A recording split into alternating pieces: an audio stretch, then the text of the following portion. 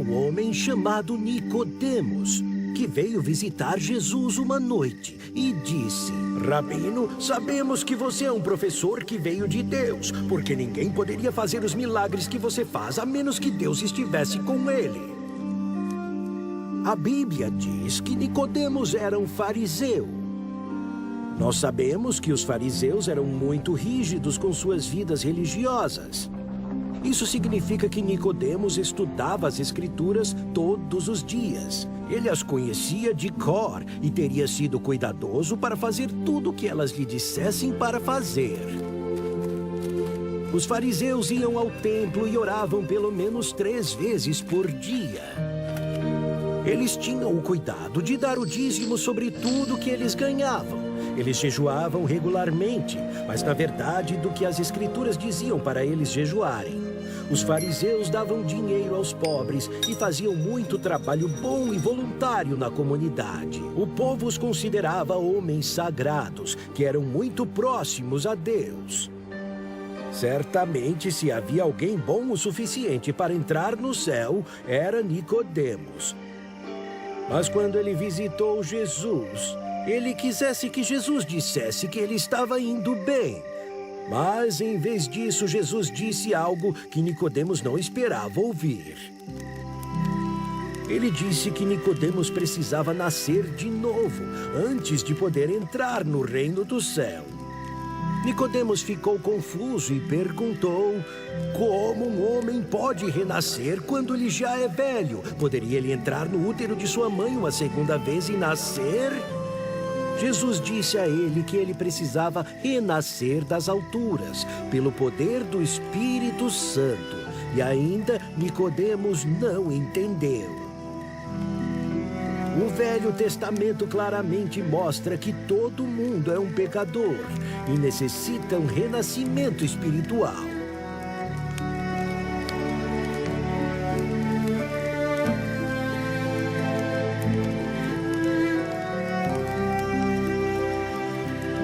Então, por que Nicodemos, um professor e líder do povo judeu, não entendeu esta importante verdade?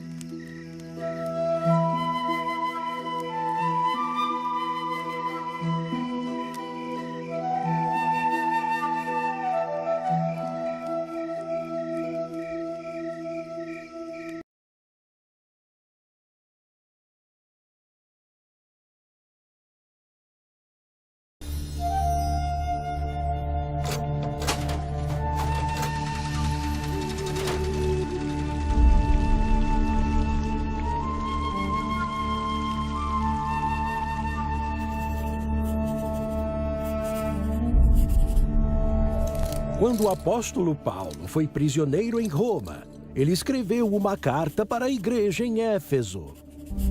Na carta, ele descreveu quão abençoados os cristãos são por causa do que Cristo fez por eles e tê-los encorajado a seguirem sua fé e a viver vidas santificadas. Ele escreveu que havia uma batalha feroz que cristãos teriam que lutar. A batalha não seria lutada contra pessoas, mas contra forças espirituais do mal. Paulo escreveu que cristãos deveriam vestir a armadura completa de Deus a fim de saírem vitoriosos desta batalha. Provavelmente ele teve a ideia da armadura observando os soldados romanos que o estavam vigiando. A primeira peça da armadura era um largo cinto de couro. O cinto é a peça base da armadura de um soldado. Paulo chamou a isto o cinto da verdade. Jesus é aquela verdade. Ele é o único caminho para Deus, e sem ele não haveria esperança. Ele é a pedra fundamental da nossa salvação, a base da nossa fé cristã. A próxima peça da armadura era a couraça. Ela é encaixada e segura pelo cinto e protegia os órgãos vitais dos soldados.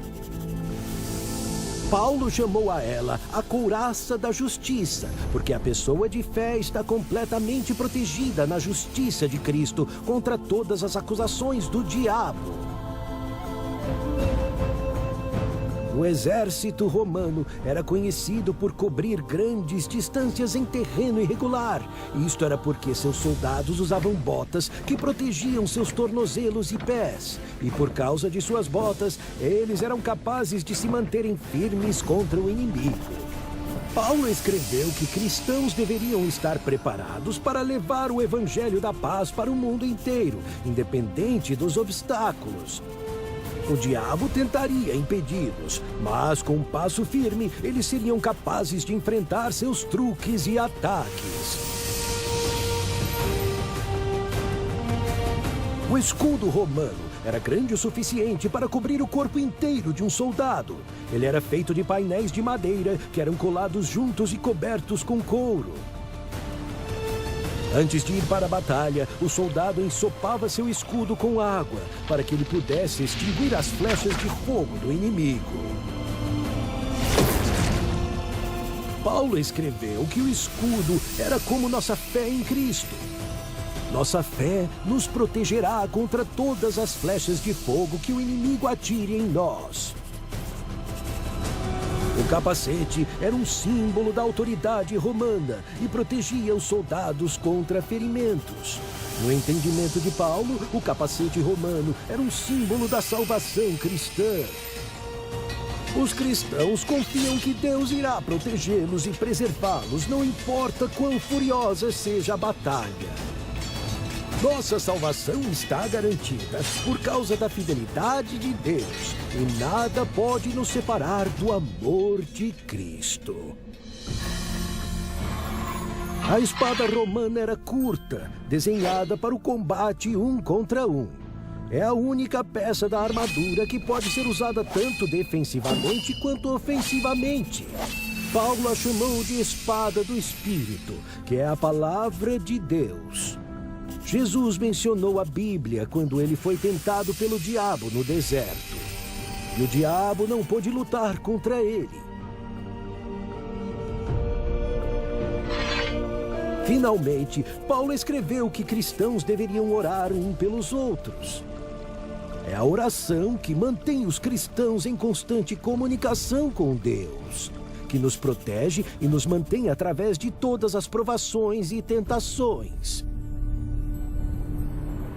Viu só? O apóstolo Paulo entendia as armações do diabo muito bem. Ele também sabia que para resistir contra qualquer ataque espiritual, nós devemos estar completamente vestidos com a armadura de Deus.